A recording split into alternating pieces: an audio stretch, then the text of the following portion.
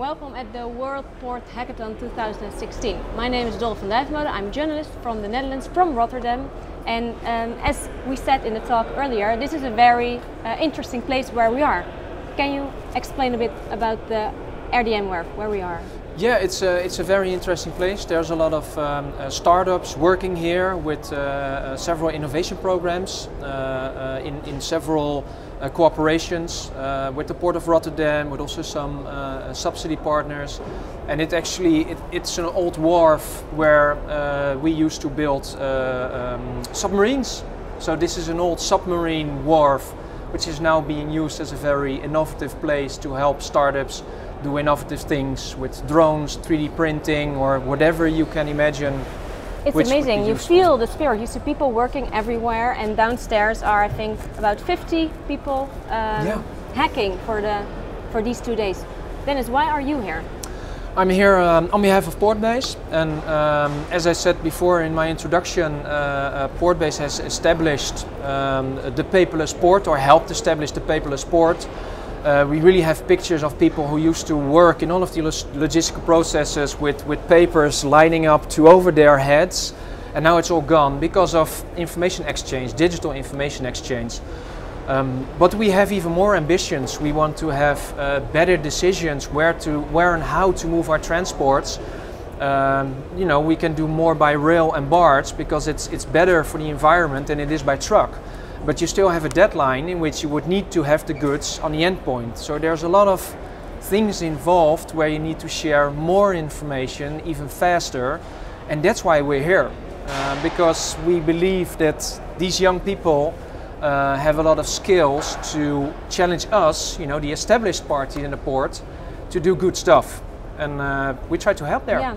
What is according to you the biggest challenge? Well, I think proving how technology can really help the logistical processes, that's one. And in the proof that the technology works, to translate that in a business process, and then actually challenging the people to share that data. Data sharing is pretty difficult. It's all about trade and logistics, so there's some competitive advantage in not sharing your data.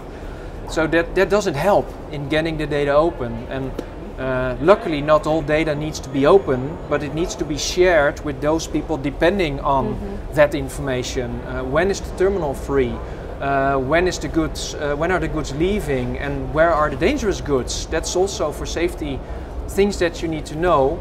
And maybe not everybody needs to know it, but if you have something to do around that location, share the data. You know, we're all dependent in the logistical chain, so we should share more and more and more. And what is, because I can understand as the Port of Rotterdam, with where you work, what the contributions which it can give, but what is for the people at home watching, what is the benefit for them? That's a good question. Formally I'm not from the Port of Rotterdam, but the Port of Rotterdam is a big shareholder of Portbase, the information platform. We are very neutral, so we weigh both the interests of the harbor but also of the logistics parties involved.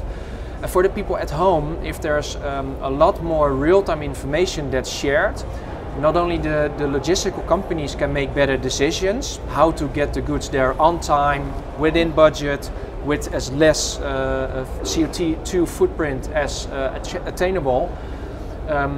What would you feel if you would have a chance, if you have these new pair of shoes, that you get a question saying, you know, do you need your shoes or any other thing, do you need it today, or are you willing to wait one more day? Then we won't send a truck over to your place, but we will send it along with a barge, which is more efficient, but it takes a day longer. What would it mean for you at home if you get to make that decision?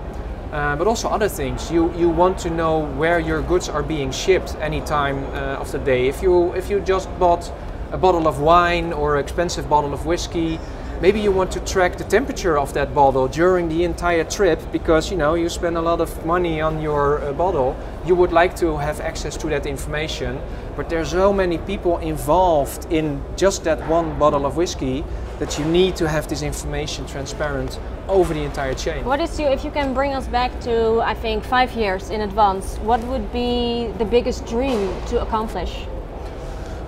Wow, well, I think the biggest dream, we visualize something like a logistical radar. You know, if you want to decide what clothes you want to wear today, you check an app and see, well, it's sunny, so it's still a bit warm, but there's a chance for rain. So you decide to clothe light with a little jacket on.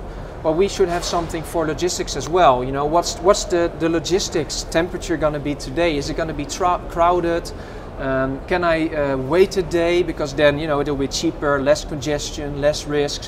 What channels should I use? So we should really have one view in which we can tap into all of the information sources to know what our logistic process, what's it going to look like today and tomorrow.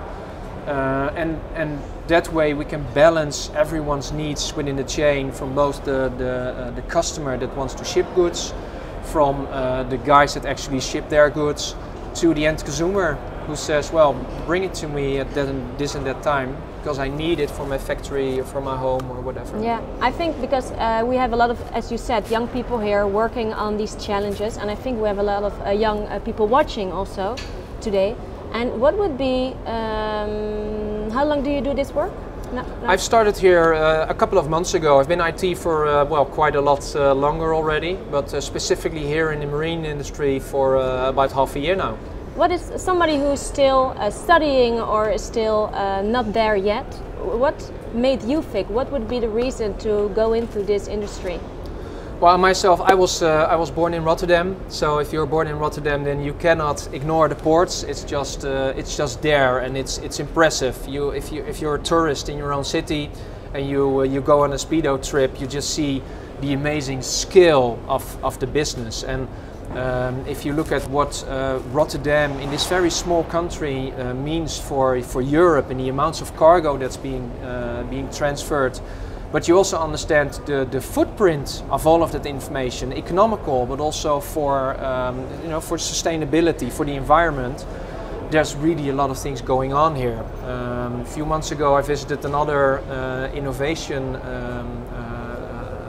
event, and there they announced the application of drones to collect soil and plastics from the inner waters.